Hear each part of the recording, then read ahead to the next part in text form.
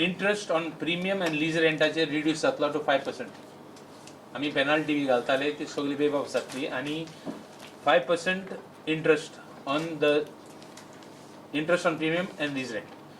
It is coming on in force on 24th June 2023 and it is for 30 days period starting from 24th.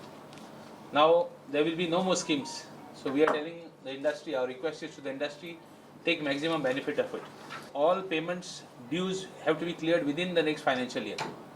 It can't go across the next financial year. That is the scheme. Now, tank restart korpaku various procedure hai. They can start a unit.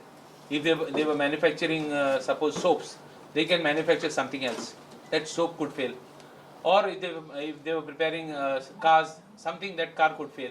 So they can transfer the activity, change the activity. We'll give them an option.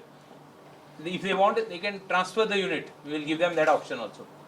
We will give them even more facility. If they want some other change of activity, if they want permissions, we will help them. Even plans for constructions, we will give them time bound.